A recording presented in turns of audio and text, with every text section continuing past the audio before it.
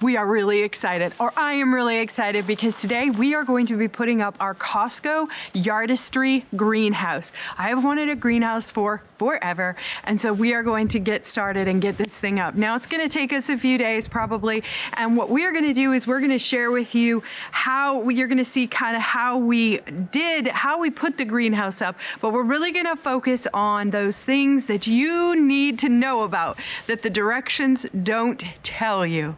So let's get started.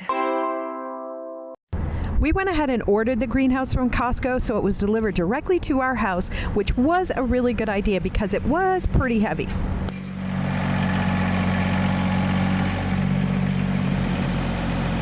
This is the area where we're going to put the greenhouse. So the first thing we have to do is get a good base down, so we got to make sure things are level. We're going to put in a 4x6 foundation to put the greenhouse on.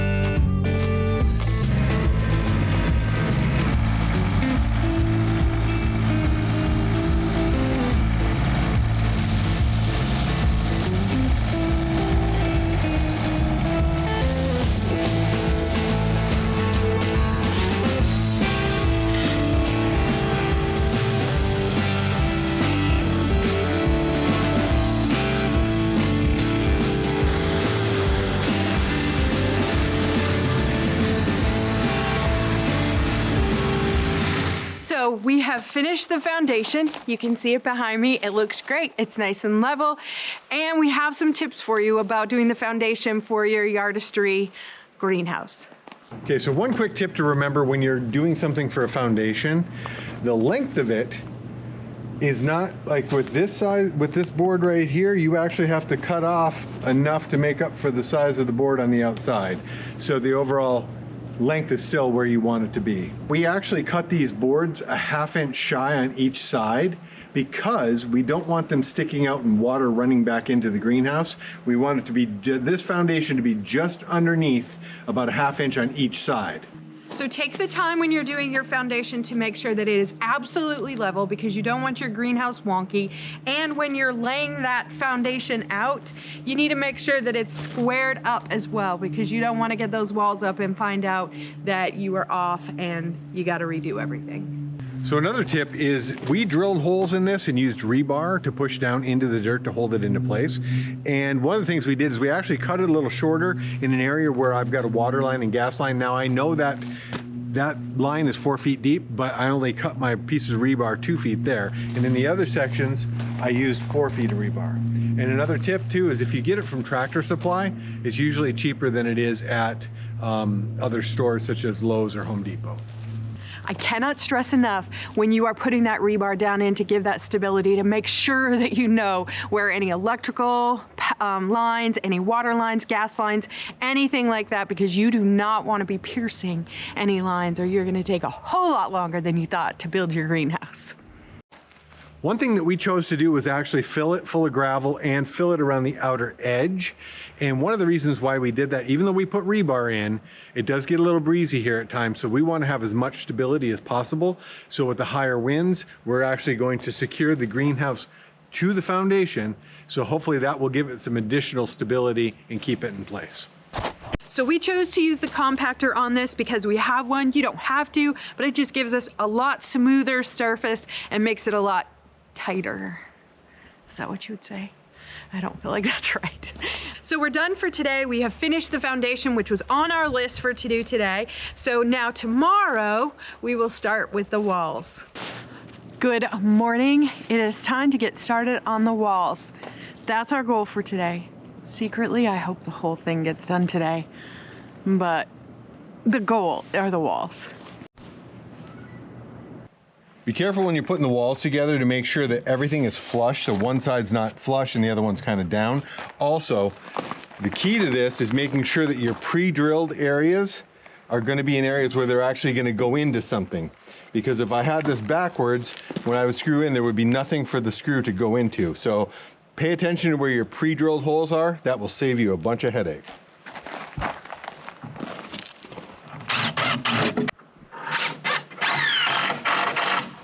When you're installing the brackets on the corner pieces on the side walls, it's going to call for a 1 1/4 inch panhead screw.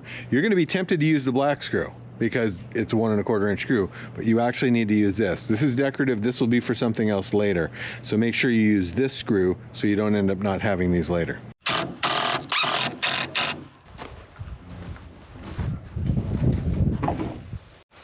We have had to go out of order because you have to have a certain temperature to put on the tape. So just note that if your temperature is a little bit cooler out, you may have to go out of order just a little bit until it warms up.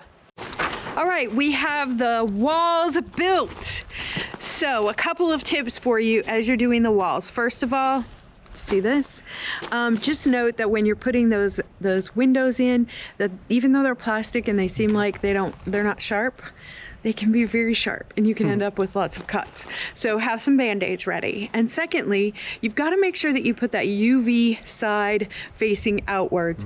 And one tip that we did to make sure we did that is we kept the actual film on that says UV light on the outside of that window and just peeled it back a little until we actually had slid it in and knew it was in the right place. They do tell you there's a little corner notch on the bottom, and there is, but it's just easier to me to do that.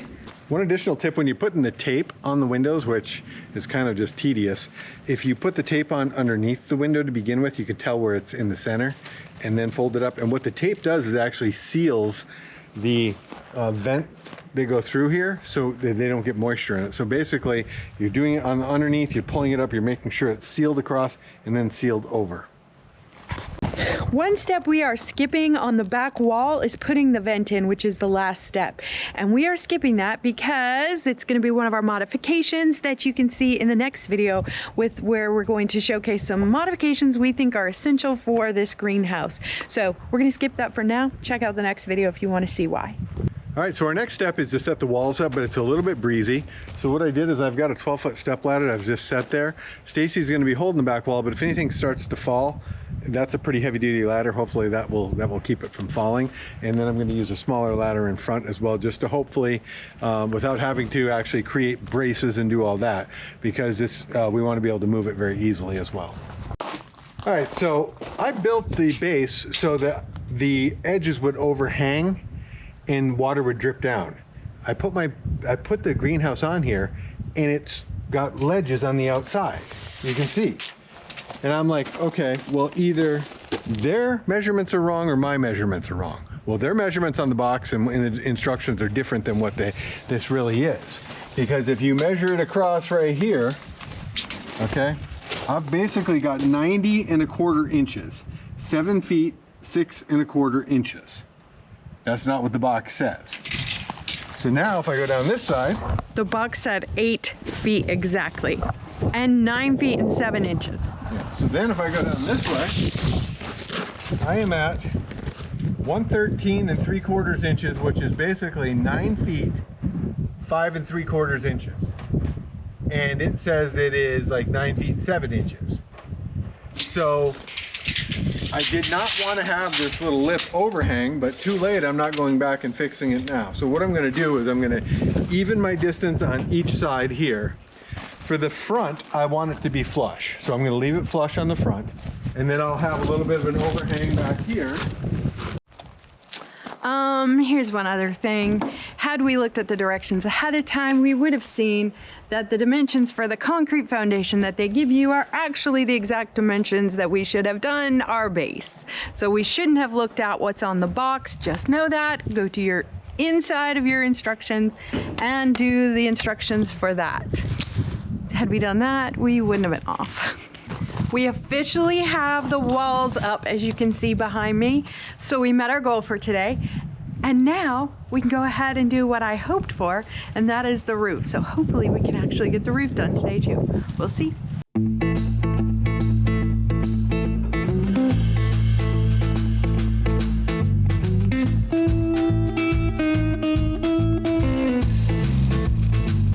Good morning. It is time to continue our work on our greenhouse. You can, well, I guess you can, yeah, you can see it behind me. So we've got the roof almost completely done. Just a couple panels need to go in, but we wanted to wait because it's a little cold this morning and we do need to caulk all of those seams with the seams with the silicone. So we're gonna wait on that till it gets a little bit warmer, and instead we're gonna go ahead and we've got two more things to finish in there before we're done, and that is the shelving inside and the door. Now the one tip we have for the roof that we do want to say is, number one, be aware that you do have to pay attention to the temperature code for the silicone. And then also there is one step where you're putting on the trusses that you're gonna need 3 people. So make sure you plan for that as well. Those are our tips for the roof.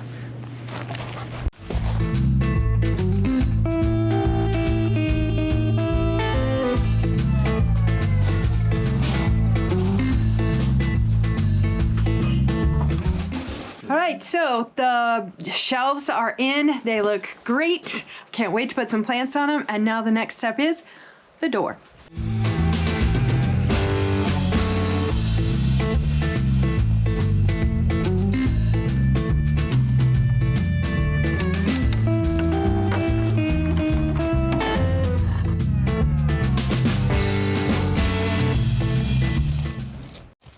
All right, so one other quick tip.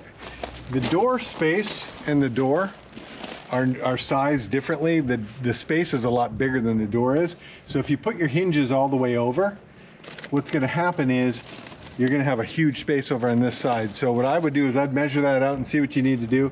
We just moved the door over in the hinge this way a little bit to kind of even up the space around the door. We have officially finished the greenhouse. So again, we got the Yardistry greenhouse, the 8x10 from Cosco.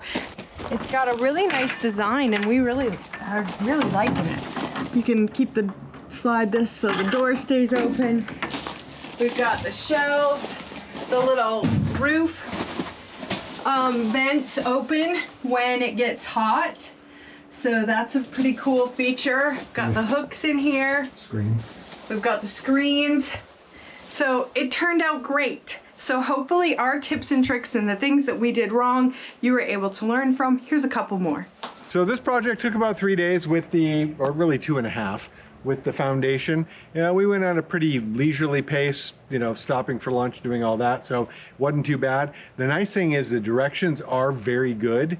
There's a couple things that, that we've thrown in here that may be confusing, but other than that, everything has its number. And if you follow the directions, you're not gonna have it. And if you follow I can't say the word follow right now. If you follow the directions, you won't have any problems at all. So now we're gonna work on some modifications on this, so check that out in the next video. And remember, doing things yourself allows you to save money and also be free. We'll see you in the next project.